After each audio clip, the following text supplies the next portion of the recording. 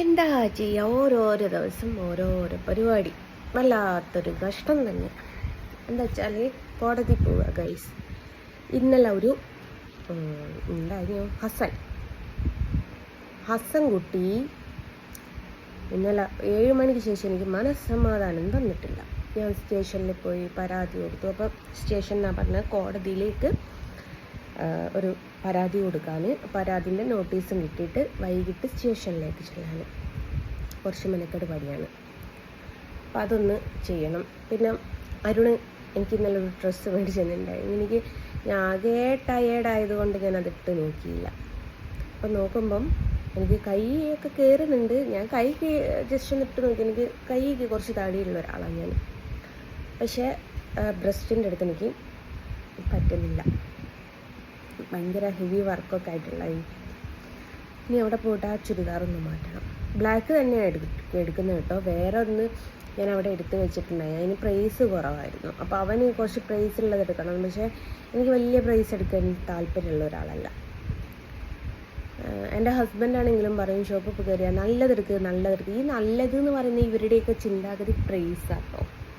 ഞാൻ എപ്പോഴും എൻ്റെ കാക്കൻ്റെ ഏറ്റവും വലിയ പ്രത്യേകത അതാ. ഷോപ്പിലേക്ക് പോവുക എന്ന് കേട്ടാൽ അപ്പോൾ പറയും നല്ല ഡ്രസ്സ് എടുക്കണേ. ഇത് നമ്മൾ ഏതെങ്കിലും ഇട്ട് നോക്കിയാൽ ഇതിനെത്ര പ്രൈസ്? ഞാൻ പറയും 1000.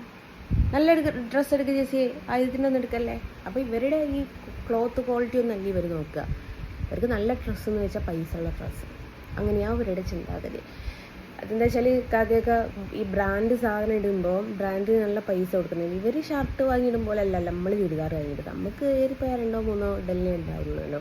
പക്ഷെ ഷർട്ട് ബ്രാൻഡ് സാധനം അങ്ങനെയല്ലല്ലോ, കുറച്ച് ലോങ് ലാസ്റ്റ് ചെയ്യുമല്ലോ.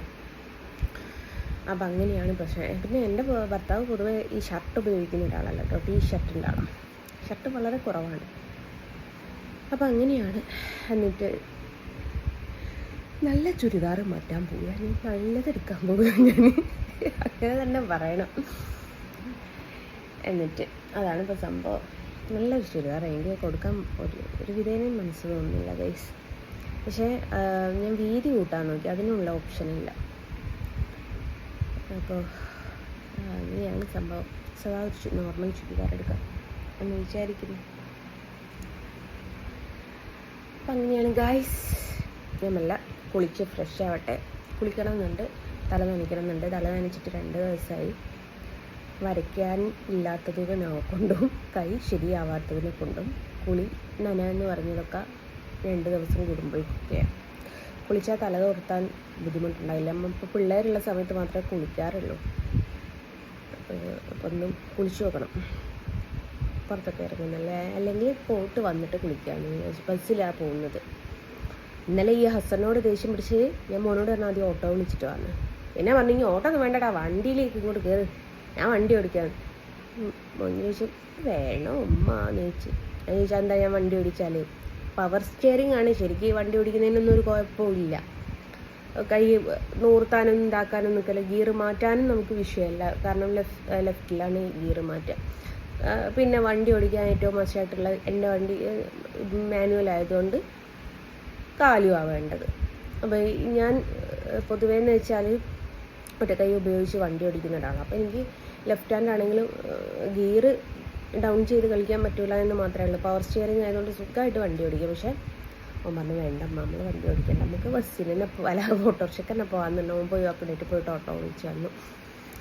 അങ്ങനെയാണ് സംഭവം. ഏതായാലും മെല്ലെ കോടതിയിലേക്ക് പോട്ടെ കേട്ടോ. കോടതിയിലെത്തിയിട്ട് ബാക്കി ഡീറ്റെയിലൊക്കെ പറയാം. അങ്ങനെ കോടതിയിലേക്ക് പോവുകയാണ്.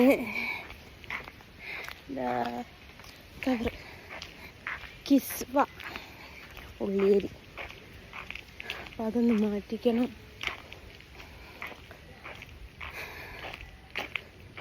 എന്നാലന്ന് ട്രയലിട്ട് നോക്കിയതേ, നല്ലൊരു ടയേർഡായിട്ട് ഞാൻ ട്രയലിട്ടില്ല. പിന്നെ ഇപ്പം ഏതായാലും പുറത്തിറങ്ങാറുണ്ടല്ലോ എന്ന് വിചാരിച്ച്. നല്ല മയക്കാറുണ്ട്. എൻ്റെ കയ്യിൽ കുഞ്ഞൊരു പോപ്പി നാനുണ്ട് ഗൾഫിൻ്റെ കൂടെ കേട്ടോ. പക്ഷെ അത് എവിടെ പോയി എന്നുള്ളത് കാണുന്നില്ല. പിന്നെ പഴയ ഒരു കുട ഉണ്ടായിരുന്നു, അതെടുത്തിട്ട് പോകുന്നു. തുറന്നിട്ട് അടയ്ക്കാനൊന്നും പറ്റുന്നില്ല. എന്തോ ആവുമോ എന്തോ. ധൈര്യത്തിനൊരു മതിയല്ലോ നമുക്ക്.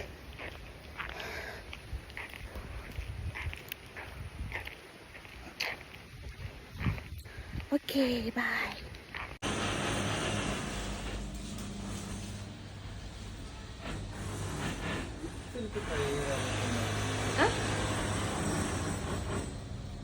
അത് ഇങ്ങനെ തന്നെ ആയിരിക്കല്ല ഉണ്ടാവുക.